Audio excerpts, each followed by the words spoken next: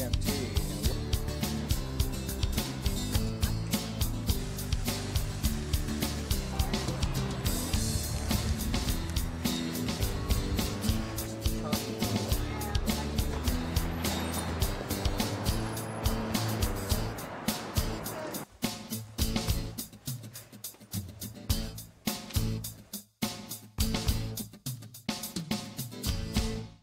Welcome to Brian Lehrer Live. Tonight, a special edition of our program. We will air a special event that I hosted at the New School for my WNYC radio show. It's called Feed in Two Worlds, and we will be discussing the issue of immigration and compare how the ethnic and community press see it and how the mainstream media see it. This is really interesting. Enjoy it. Our first guests are four journalists from different corners of the city in a variety of ways. WNYC news reporter Elaine Rivera, formerly with Time Magazine, El Diario, and The Washington Post, primarily as a print reporter. WCBS TV Channel 2 reporter T.Y. Chang. Sri Srinivasan, who is Dean of Students at Columbia University. He also teaches journalism at the graduate school there, is a technology reporter for WNBC Channel 4, and co-founder of SAJA, the South Asian Journalist Association. And Alberto Borvulius Bush, the executive editor of El Diario La Prensa. Please welcome all our guests.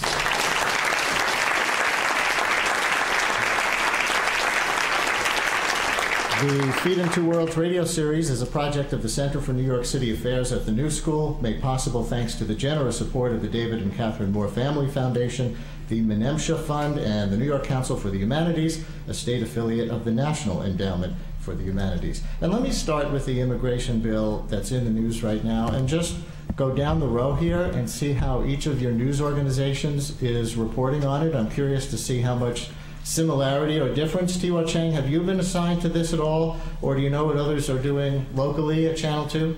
No, not been assigned to it. I cover a lot of crime. And are you keeping tabs on what others are doing? Is this the buzz of the newsroom, or do you know? I don't spend that much time in the newsroom because usually they send me out, but there has not been, that I'm aware of, that much of a buzz about it. So certainly I've been watching it because I'm a children of immigrants. And for me, on a personal level, I think people forget we're a nation of immigrants, one way or the other. All right. A good street reporter is always out on the street, not in the newsroom. Alberto Borvulius Bush, how about at El Diario? You must be all over this bill. We are. We cover it from Washington. We cover it locally. We assign it's our front page story. It has been our front page story now for the last week, and we've been covering immigration bill and immigration debate now for the last 3 years intensely. So give me an example. What was your lead story about it Thursday morning? What do you think your lead story about it is going to be in coming days? Well, I can give you our lead story about it today is about the rejection local politicians, the local Hispanic caucus, state legislators, city legislators are calling for a rejection of the limitations to family reunification measures in the new proposal.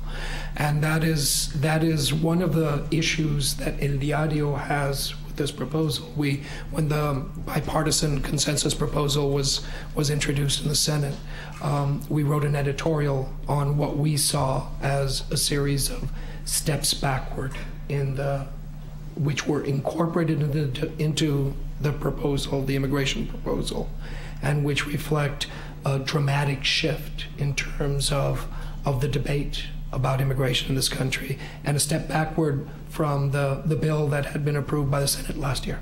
Sri Srinivasan, are you and other SAJA members communicating about what South Asian journalists in the U.S. are doing with this? Absolutely. I think there's a lot of interest in this topic, especially among South Asian journalists, because many of us are immigrants ourselves or children of immigrants, perhaps higher than a lot of other populations of journalists, many anyway. And so there's a lot of attention being paid to specific aspects of the bill. And it's interesting when you look at journalists who themselves are on the famous H-1B visa and waiting for a green card, and some of the issues that raises. How do you cover this? And And we're finding that a lot of our members are being assigned to this. Some of them are in fact writing first-person essays and op-eds and things like this, where in a way that we're not used to doing, where you don't often run into things that affect you directly. So South Asian journalists are looking at it in that way also. Tiwa Cheng, do you think in general that the mainstream and ethnic media share the same goals and values when reporting on a story like the immigration bill? Do they have the same goals and values as institutions at all? No, they don't. Ask a yes or no question, get a yes or no answer. What kinds of goals and values do you think they have differently? Well, that's a complicated question, because both of them are still businesses. In order to survive, they have to do things that are slightly different. In particular, ethnic media, meaning those that are written in the language of the, like in Chinese or in Korean or in Spanish or in whatever languages, they have to address the needs of the particular community and focus on that, whereas the general mainstream press focuses more on winning ratings and surviving the internet crush, because everyone's being downsized because of the internet. And I think the reality is that a Pandora's box was opened in the United States of crime reporting. And because of that, it cannot be closed. And the best you can do is basically cover a lot of crime, but also cover good stories.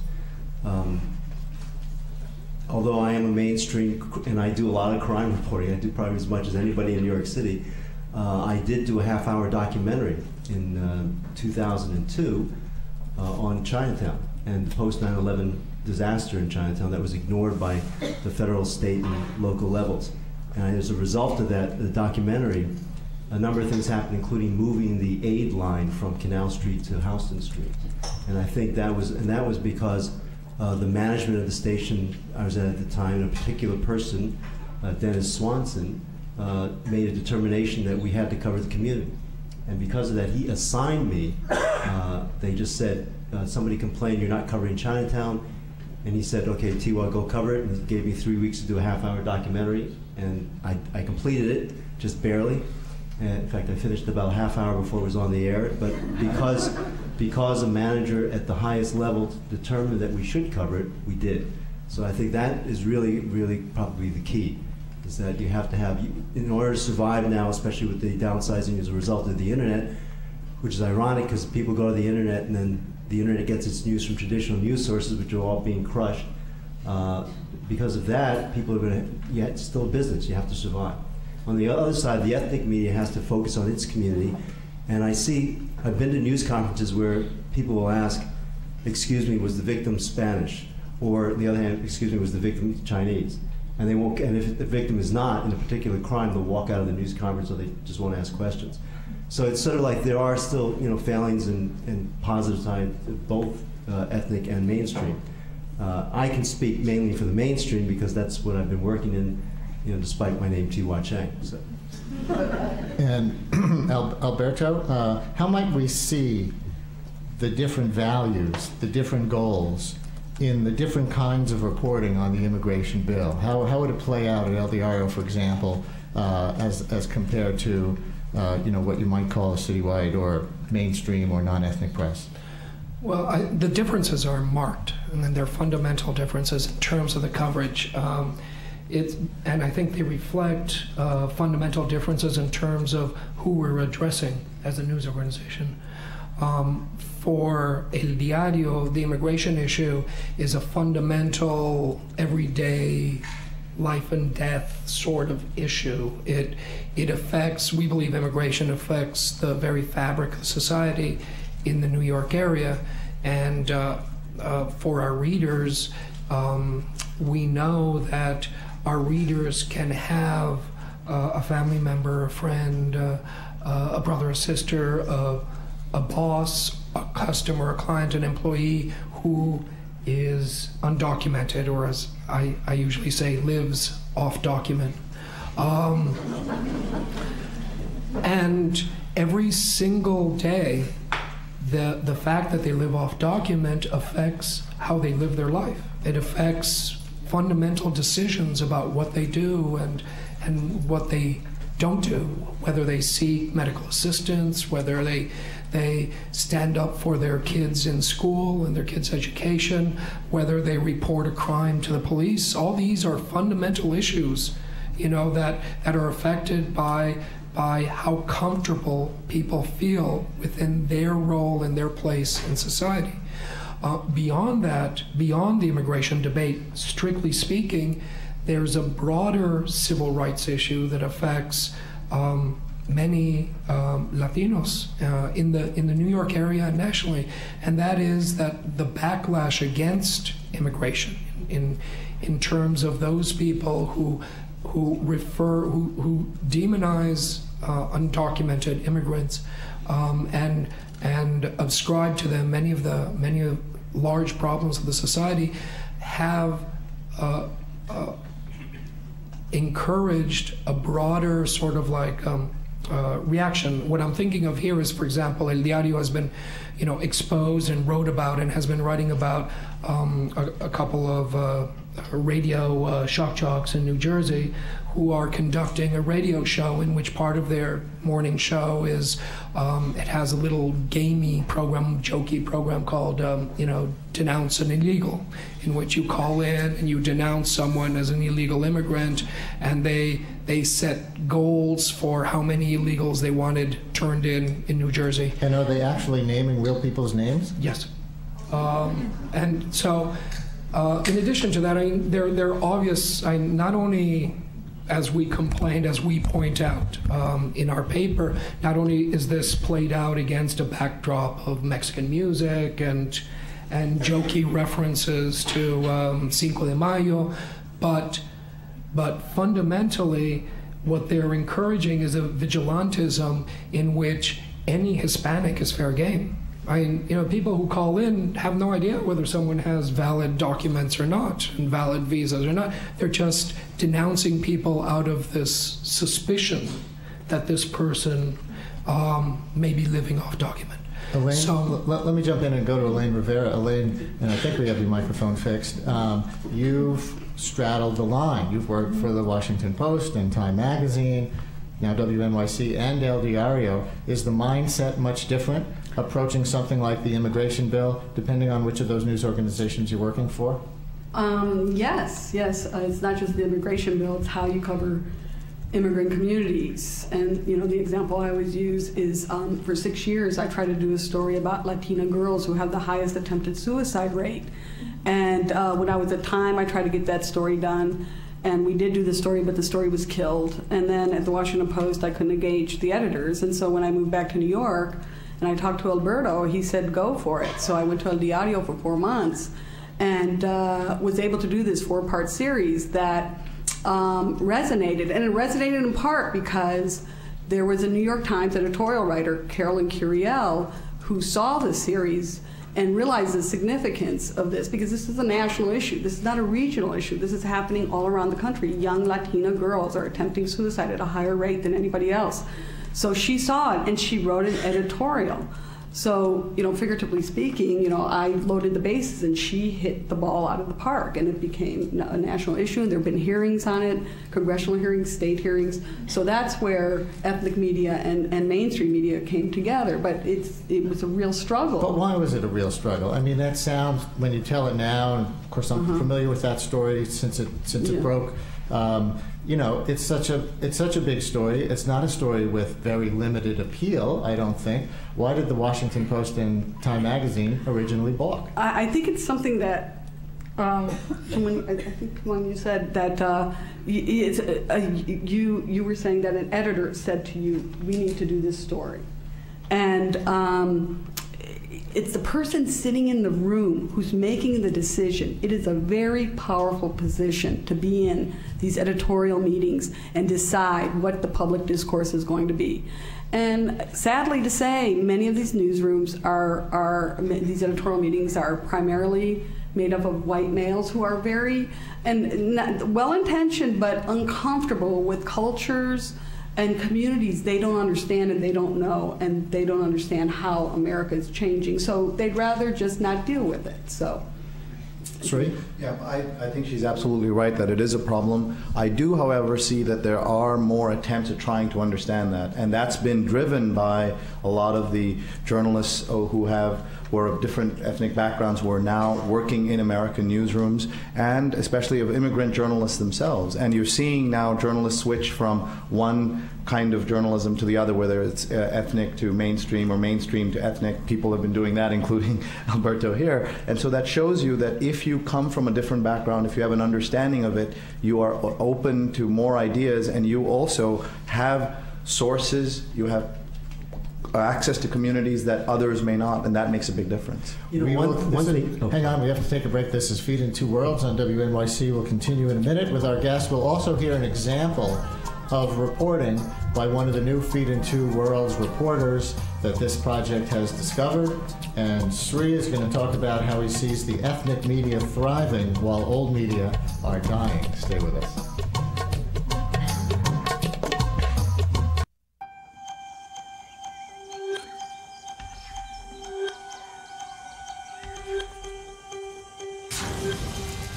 Sun exposure starting in childhood is a major cause of skin cancer. That's why you should apply a high SPF sunscreen and keep your kids covered up whenever they're outside, not just at the beach or pool.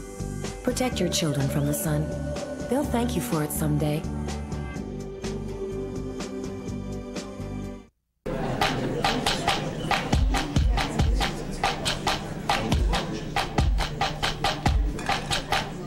From the new school in Greenwich Village, this is a WNYC public event, Feet in Two Worlds.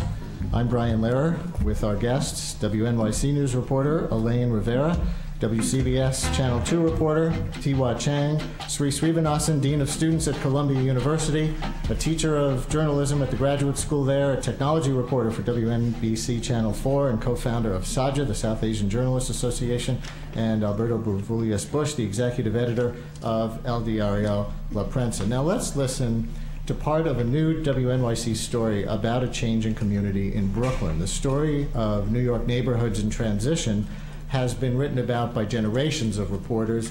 It's a classic tale of poor or working class residents being forced out of their communities as real estate values rise and wealthier people move in.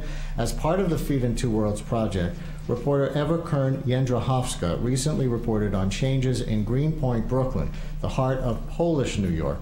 Eva is a reporter with the Polish Daily News. Now, because of her reporting experience and the fact that she is a native Polish speaker, Eva was able to present this story in a way that WNYC listeners had not heard before. In this clip, she introduces us to a Mrs. Danuta. She's the last Polish tenant in a building where once all the residents were Polish. Jeszcze jedną miałabym prośbę. Mianowicie, żeby ta pani... Mrs. Danuta says her landlord and his wife have been harassing her for the last couple of years. They told her she should be dead by now and called her a thief because her rent is only $800, while other tenants in the building pay twice that amount. Ja jestem tak zestresowana ostatnio tym wszystkim, że ja już nie mogę po prostu sobie poradzić. As she tells her story, you can hear in her voice the stress this causes her. Który właśnie chce mi pomóc. Bikowski says Mrs. Danuta's situation is not uncommon. Landlords of rent-stabilized buildings in Greenpoint use a variety of tactics to harass the tenants. One of the strategies is withdrawing essential services like heat or hot water. There is threats from the landlords that they would call INS and evict a tenant because he might not have a green card. Others use buyouts practices where they offer money for an apartment. Others taking people to court. That was Feed in Two Worlds reporter Eva Kern-Jędrachowska. Anyone on the panel want to react to that, either for the issues that it raises about neighborhoods or about news reporting? I think diversity in reporting is very important. Tiwa Chang? And we have, there are, I think reporting in America has changed in the last, well, maybe been affected in the last couple of decades because of the four minority journalism organizations: National Association of Black Journalists, National Association of Hispanic Journalists, Asian American Journalists Association, and Native American Press Association. And we have every 5 years something called the Unity Convention. And I think because the news organizations realize that we are watching and that we are pushing for diversity and fair coverage, I think that has affected. And if these organizations write a letter, I think it makes a difference. And I think that sort of like example is important for the ethnic media. Because I was just I was asking Ellen before during your break, as they always do in radio, I wonder how many, I don't know if you know this, whether the City Hall translates any of the ethnic press. Because if you've ever watched, like there was a reporter who became a press secretary for a mayor in another town. He said when he was a reporter, he would look at the mayor's office and say, I wonder what they're talking about in there. And as soon as he got in the mayor's office, all they were talking about were the reporters. So in fact, if in fact the ethnic press were translated, and also if the ethnic communities voted more and pushed for voter registration, which I'm doing only on a personal level, not as a reporter for this particular station that I'm at, but if there were in fact ethnic press were translated in the mayor's office and everyone in the governor's office, and those communities pushed for voter registration, I think you'd see a difference. If, in fact, the mayor and the governor knew that they were calling him names in the Chinese press or something like to that effect, I think they go, oh, wow, we better do something about that. But if they don't know, they don't translate, they don't bother, they have no idea what's being said, they won't bother. But I think that would make a big difference. Sri, did you want to get in on this? I think there are some efforts to bridge that gap, and I think it's very important for people to understand that there are some great stories and story ideas breaking in the ethnic press that are then picked up on. In fact, it's been a joke for many years that some of the best stories that get the most attention were originally in the ethnic press, and there are famous examples, including a story about how McDonald's French fries weren't really cooked in vegetarian oil, and you can imagine among the people who were upset about those were Hindu Americans, and that story broke in an ethnic newspaper and then was picked up by the mainstream press and made a big difference. So you see that all the time, and there are efforts, including blogs that are translating and highlighting stories in the ethnic press, and there's a great project in New York called Voices That Must Be Heard, where from the Independent Press Association. So there are efforts, and I encourage all journalists to subscribe to some of these and know about them, because that's not to steal the ideas, but to honor the ideas and amplify them in the other communities if they can. So let's go to a member of our audience who's involved in one of the groups that you just mentioned.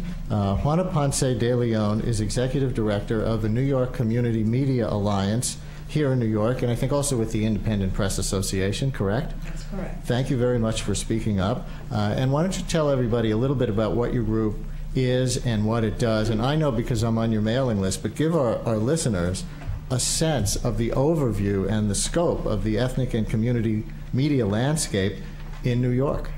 Well, thank you for inviting me to speak. I'm going to stand up because this may be the recorded session. I think it is important to realize how big this media sector is. The Independent Press Association, which has been around for about 7 years, started off understanding that this media sector is absolutely vital for, advocating for the communities, for translating mainstream and government policy for the communities. Today, that media sector, there are about 325, 330 weeklies, 26 foreign language dailies. They reach about 3.5 million people.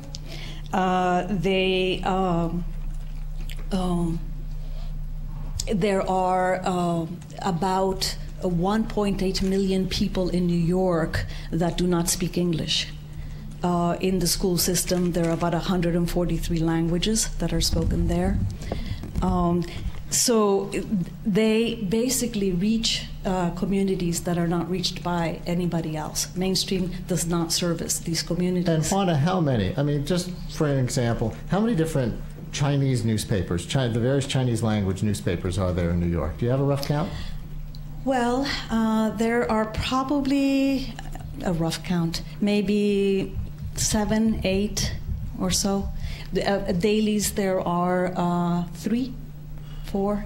you're asking me questions that I'm not. I'm sort of more broad. Tiwa Cheng says 4. 4 dailies. Thank you very much. And Tiwa, how frequently do you look at any of those 4? Whenever my picture's in one of the papers, I buy them. No, but my Chinese, I could read it in college. I can't read very well now, so I don't read it, but my in-laws do, and you're right. I mean, and then actually the media companies, if they were smart, they would be buying some of these papers because, you know, what you were saying, they're growing and the rest of them are dying. Well, I also wanted to say that, again, the synergy between mainstream and ethnic media.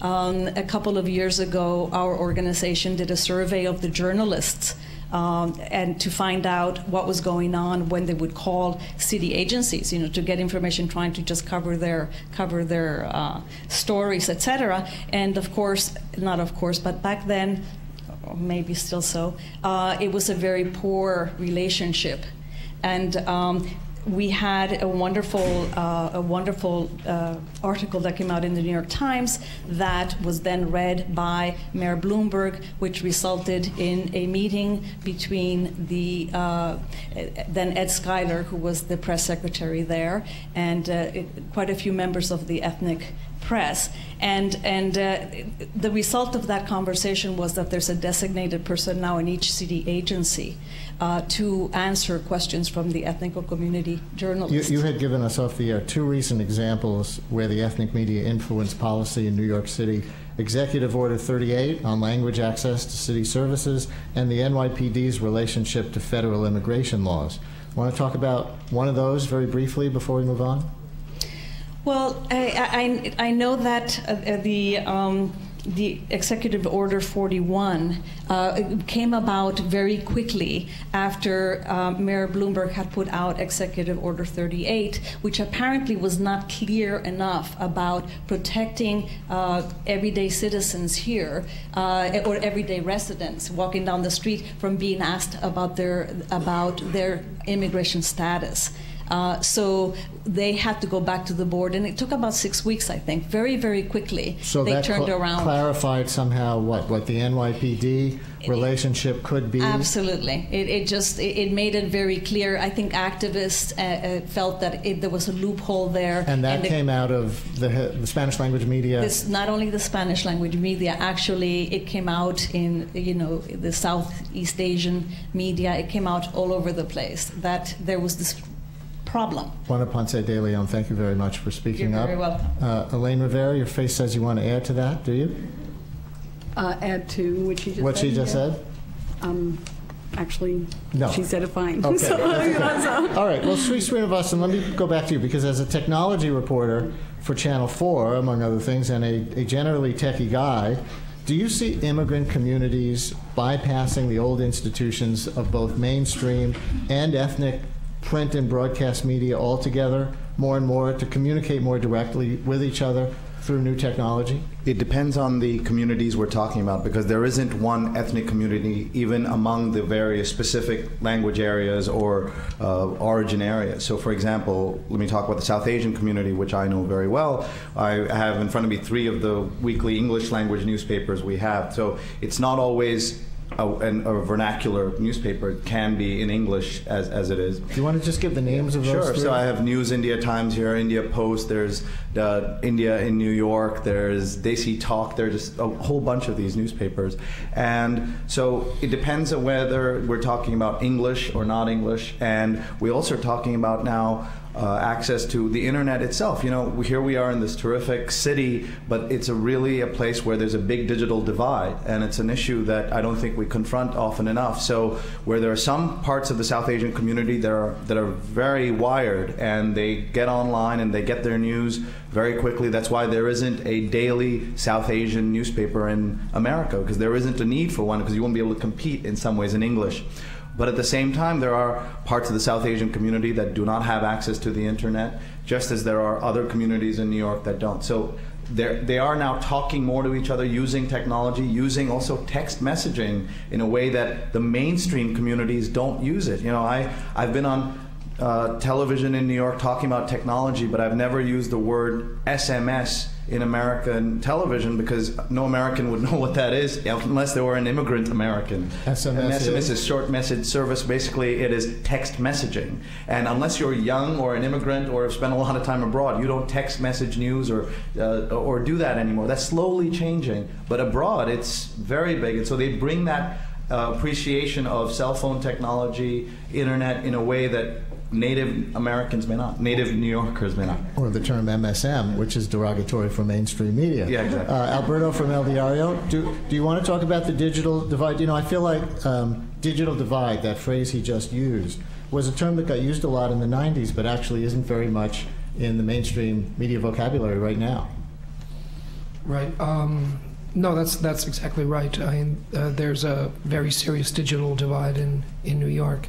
And of course, both poorer New Yorkers, whatever their ethnic extraction or race, tend to not have access to the internet at the same rate. This affects many different things, and I think it's a serious issue.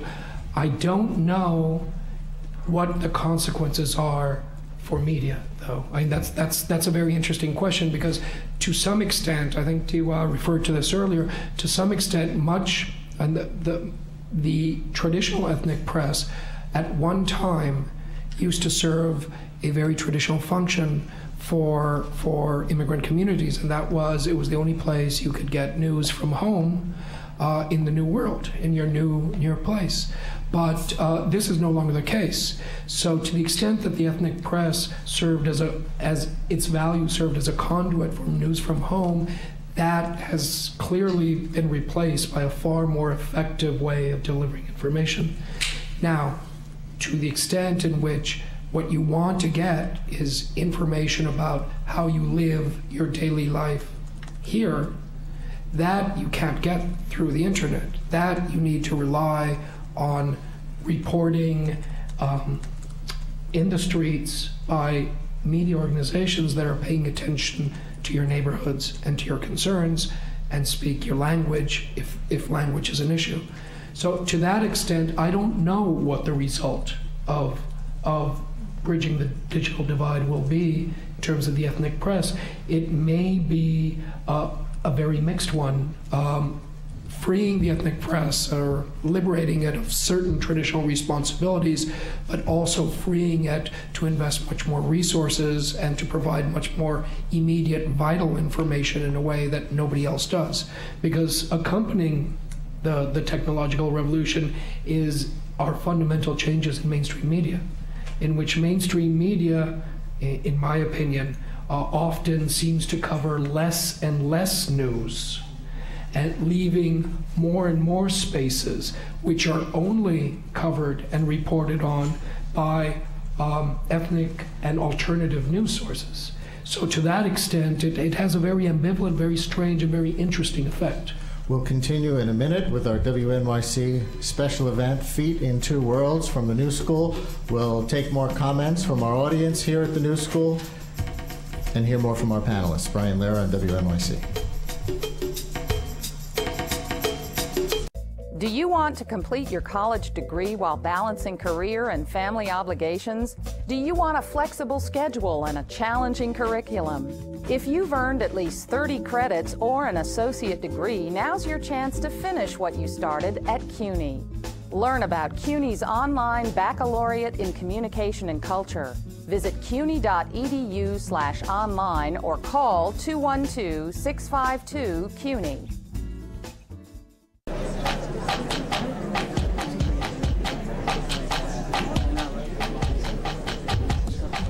From the New School in Greenwich Village, Brian Lehrer with the WNYC public event, Feet in Two Worlds. Same news, different views, bridging the gap between ethnic and mainstream media, with WNYC News reporter Elaine Rivera, WCBS Channel 2 reporter Tiwa Chang, Sri Srinivasan from Columbia University, WNBC Channel 4, and Saja, the South Asian Journalist Association, and Alberto Borvulias Bush, the executive editor of El Diario La Prensa. And let's go to some members of our audience. We have a gentleman right over here, sir. My name is Shahid Kamred, and I'm a secretary of Pakistan USA Freedom Forum. First of all, I want to say thank you very much, everybody who come down over here and distinguished guests. Only one question I ask, that when you talk about the immigrant and you say something, do you ever try to show the face of as a human? Because in this country, in this last 6 years, basically in Bush government, I think we are going away and away from the human touch, coming down to the dollars, and euro. So the another thing I'm talking about to the Sajna, I'm a Sajna, South Asian journalist, they should have to play more role, because being this face and this color, and being a so-called Muslim, and whatever the word T, I think when the Pakistani chartered plane was going over there, deported people, and none of them was the terrorist. I don't think so the press pay the proper role, or the journalists pay the proper role. I'm really impressed by the Tua Cheng in the way he talks straight. In this country, we need a journalist. Oh, I'm going to get fired again. Elaine Rivera, thank you very much. I think it's a really important comment. And Elaine, when you're doing reporting for WNYC, I know it's one of the things that we constantly talk about, which is how to humanize sources from all kinds of communities, not objectify them, not exotify them. How do you go about that on a practical basis? Well, I think more reporters and editors should live in communities of color. You know, I think when you see the reality, instead of living in insular worlds, you really see, you know, the impact ethnic and racial communities are having on this country. And you know, this is not about just victimization and crime and sports and entertainment. This is immigrants. This country is based on immigration. It is the fabric of, it's the spine of this country. So it's a constant tapestry that's being created. Really beautiful tapestry. New cultures will come out of this all the time. Right now, in the South, Latinos, there's an explosion in the South. It will change the dynamics of race in this country, that explosion. Asians in California, it's going to totally change this country. So to focus on the narrow, and I do think it all has to do with advertising. You know, and I don't even like sometimes calling mainstream media. It's really corporate media, because now they focus on, the pressure is from advertisers, and advertisers want suburbanites. They don't really want to cover urban communities and how they're changing. So until that changes, you know, and as a result, it's what everyone here on the panel is talking about. This is why ethnic media is exploding, because they are not reflected in mainstream / corporate media. Less and less news being covered, as Alberto said, leaving more and more cracks and crevices for other media to fill. Let's go to another audience member over in the back in the middle. Hi there. Yeah, hi. My name is Bukola Shanuga, and I'm independent journalist from Africa, but I live here in New York City for 27 years. I'm Brian. I love your show. I listen to you every morning. Thank you. I'm just talking about mainstream media versus ethnic media. I think that New York is the melting pot, and everyone knows that. And it's so very apparent that mainstream media are now really disseminating information to the major immigrant population in New York City, let alone the United States.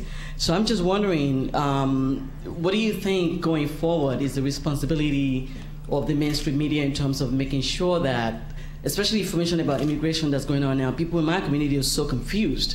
And we don't really, there is no direct access except watching CNN, we can't even talk about CNN, or any other corporate media out there. So how do we get concrete information like broken down to like basic languages to people in the ethnic community? T.Y., you want to take that on your Straight Talk Express? Express to where? The unemployment line? Yeah. But I wanted to say, just briefly, thank you for saying that. I do try to humanize people. I mean, I think that's, I was sitting here thinking it's not, you know, it is ultimately the editorial, you know, the editors, the bosses, but it's also the individual reporters. I mean, you push for certain stories. And a good story is a good story. If there's, if I'd known about that story about that Polish lady in Greenpoint, or Polish American lady, I would have done that. If I would have pushed for it. I think it's a good story. It's not a question that only if you're one ethnicity can you do that story. And I think that's part of what makes a good story. But anyway, the answer to your question, people ask me, a lot of students ask me, how do I get the news if I'm concerned about a particular slant? I say get, a variety of news sources. It's not just one, it's watch them all. You can watch, if you have the time, to watch CNN and C-SPAN and CBS Evening News and WCBS and WNYC and everyone else, and read the paper and the New York Times. The more you read, the more then you can make up your own mind, get more information. I think that it's important if you have a certain mindset, and I'm sitting here thinking about if there is going to be a divide, that digital divide seems to be also one of have and have not.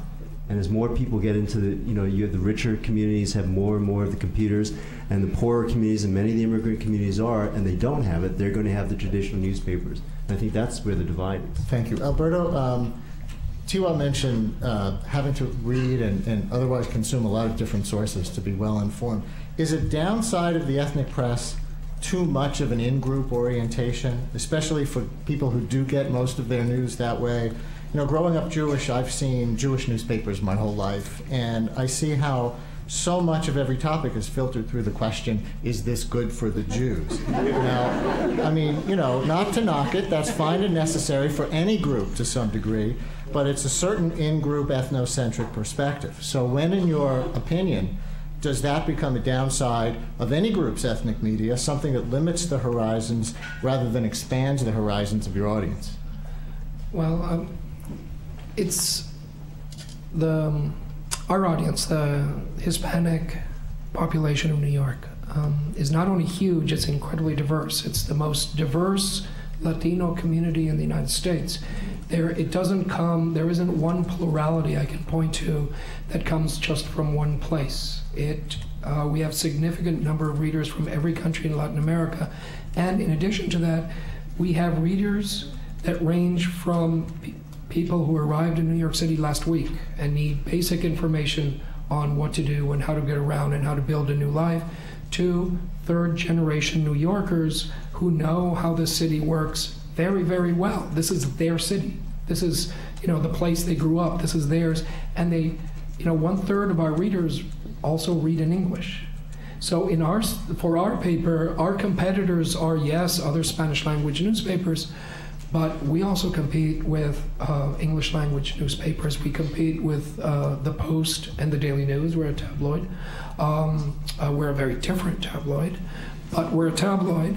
And we think that a good way to keep up with what's happening in your neighborhood and the world is to buy the audio and to buy the Times. That's a good combination. And you really are the mainstream media. You're just in Spanish. Is that fair?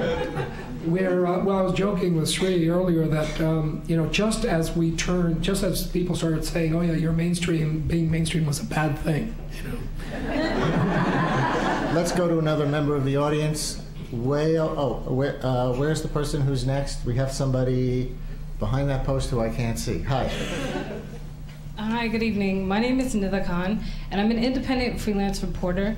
And although I don't specialize, in immigration news coverage and whatnot, this is a topic that's very near and dear to my heart. But I think one of the problems in the discussions that we have is as soon as you say immigration, we automatically think of undocumented citizens, illegal citizens, and whatnot, when the problem is actually larger, with the juxtaposing of immigrants as the other and basically not accepted in society.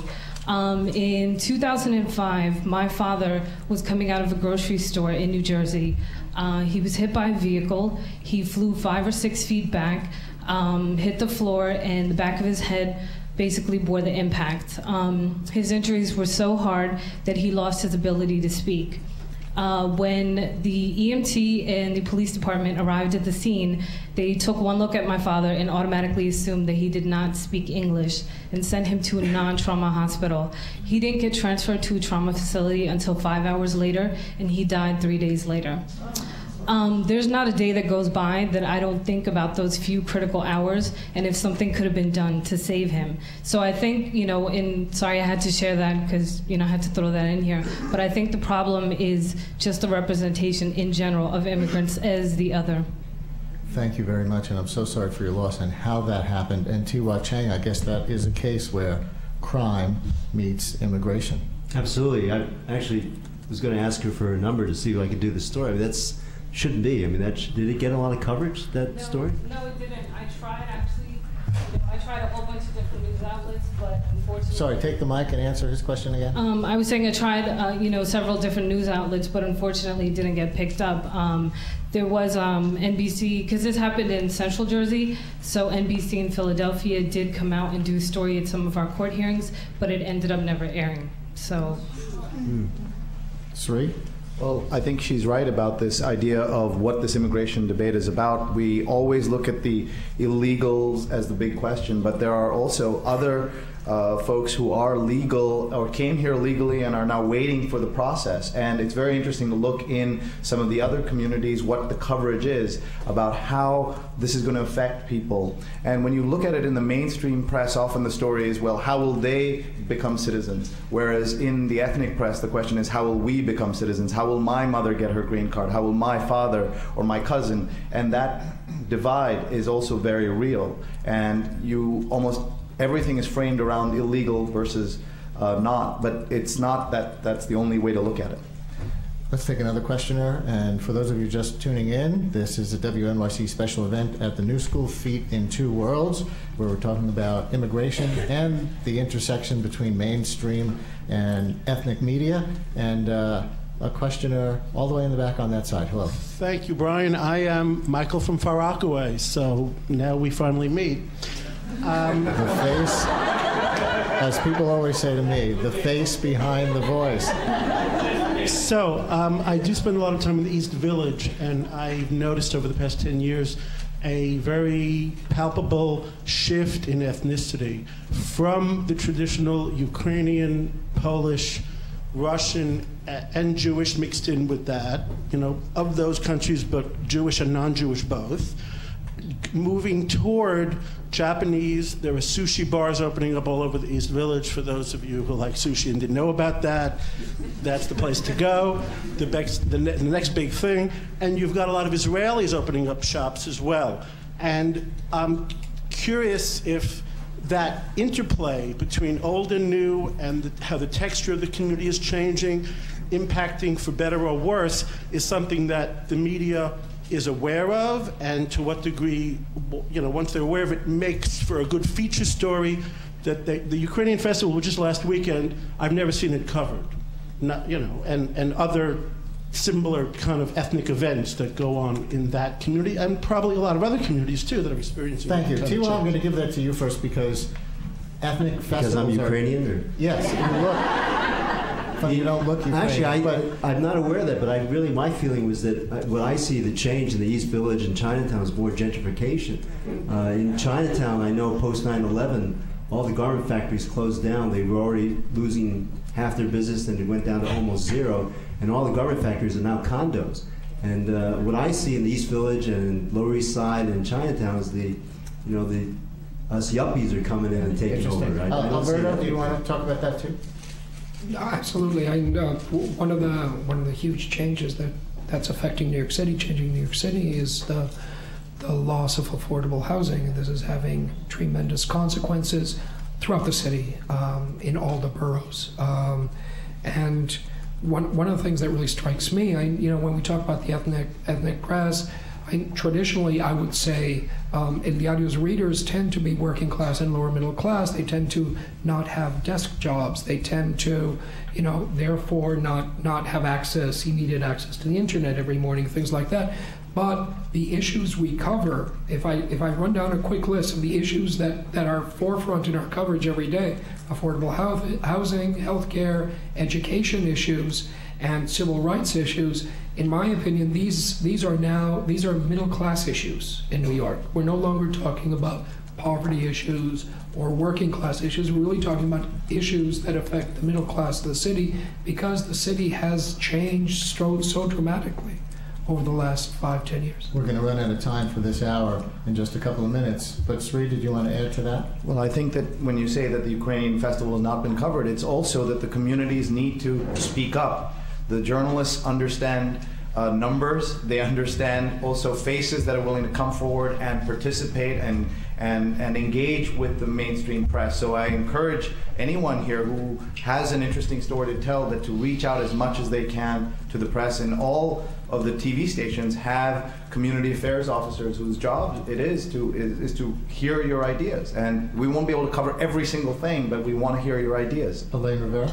One thing, the East Village comparison is there's the other side of immigration, which is the city is now uber global. And you have rich Europeans coming in, immigrants from all around the world. And people I've talked to in the East Village, they said it's, you know, the Europeans, Irish, Germans, Japanese coming in and buying that. And that's a whole different element to the immigrant experience here in New York. Tiwa? Yes? I'm sorry. I'm sorry. I thought you wanted to say something. Well, I did. I was, but it's a little bit off the top. I was thinking that, you know, this is not beyond the media executives, especially Spanish language. You know, there are TV stations now, traditional mainstream media, they're buying and setting up television networks in Spanish because they realize they have more ratings than some of the traditional.